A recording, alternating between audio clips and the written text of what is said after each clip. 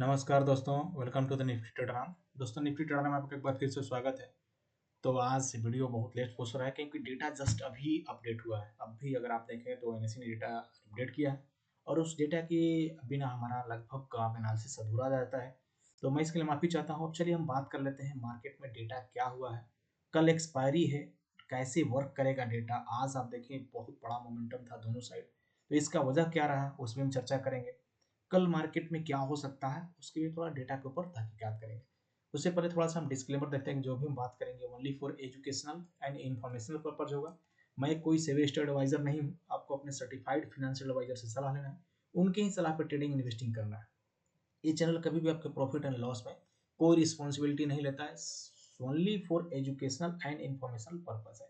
तो अगर आज की मैं बात करूं कि हमें ऐसा डेटा में क्या सजेस्ट हो रहा था कि मार्केट भाई नीचे आना चाहिए और कहां तक आना चाहिए, तो मैं प्रीमियम एनालिसिस की अगर मैं बात करूं जो 12 वाली है, 80% प्रोबेबिलिटी ऐसा था वीकली एक्सपायरी में जो बता रहा था कि 25,463 टच करना चाहिए। अगर आप मेरी फ्राइडे वाली वीडियो देखे होंगे उसमें ये पोजीशन था, आज की नहीं, ये फ्राइडे का एनालिसिस है 12 के लिए। और आज अगर आप लो देखें 25,473 का लो लगाया। ये मार्केट आपको लगभग 220 पॉइंट्स इंडिकेट कर रहा था कि नीचे रहना चाहिए। अब इसके बाद से मार्केट में मोमेंटम ऊपर की तरफ आया, यानी पूरे पूरे मार्केट भी से रिकवरी कर लिया। बैंक निफ्टी निफ्टी फिनेंस का भी ऐसा था। तो आगे अगर मैं कल के लिए एनालिसिस करना चाहूँ, यानी आपको कल जो है एक्सपायरी है निफ्टी का, रिटेल ट्रेडर यहाँ पे फ्यूचर में लॉन्ग पोजीशन बना के गए हैं।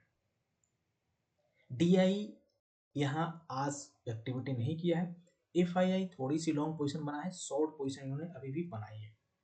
तो retail trader bullish, DI bullish, FII अभी भी बेरिश है।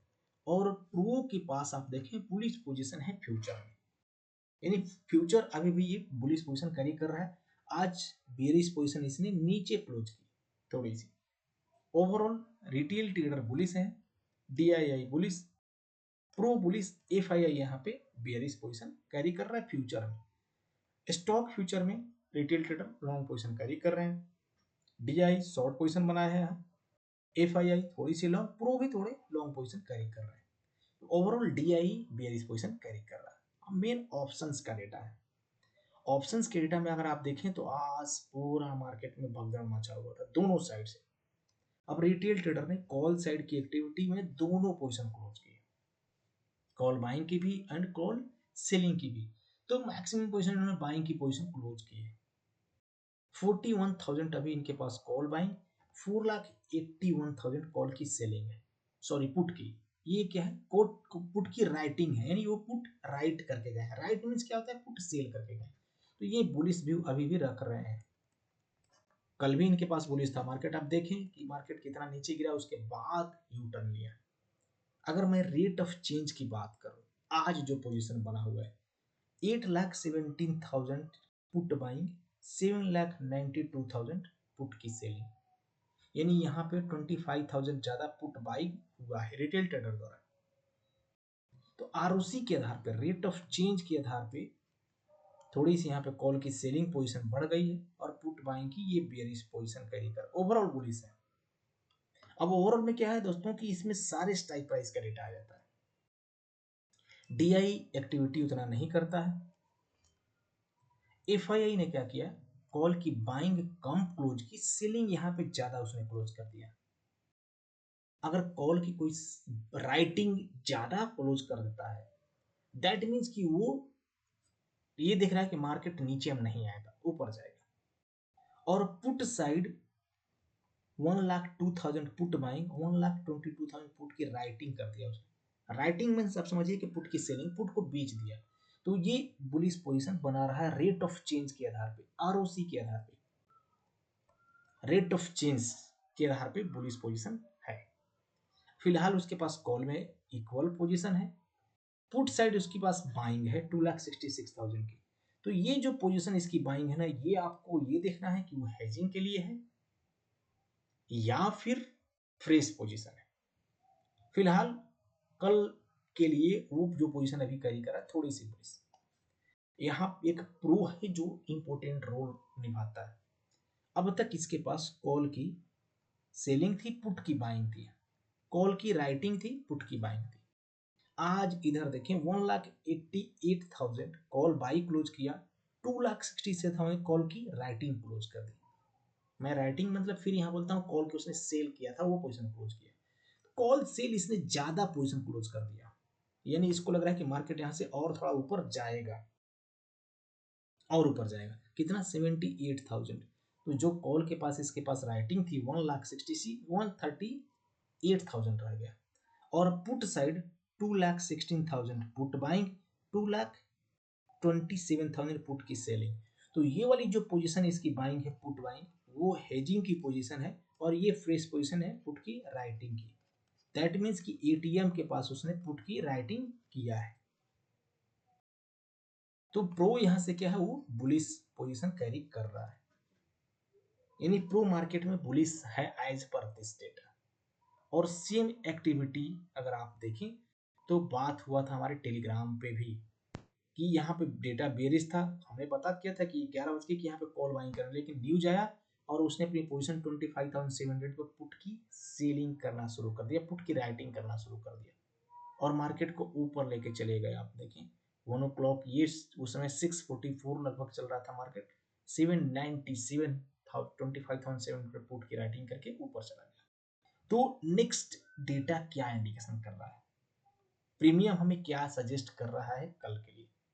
अगर आप देखें 80% प्रोबेबिलिटी ये बता रहा है कि 25,831 टच करेगा, यानी यहाँ से 50 लगभग पॉइंट, जहां पे क्लोजिंग दिया वहां से 40 पॉइंट, 25,855 का शॉर्ट कवरिंग पॉइंट है, ऊपर है यहाँ से 50-60 पॉइंट।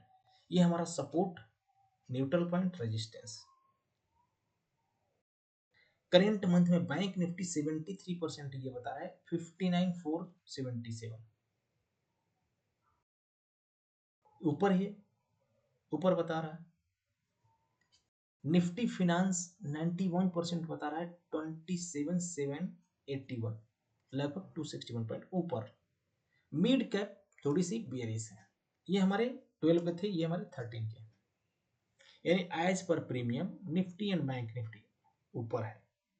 लेकिन जो राइटर का डेटा है वो भी इंपॉर्टेंट है।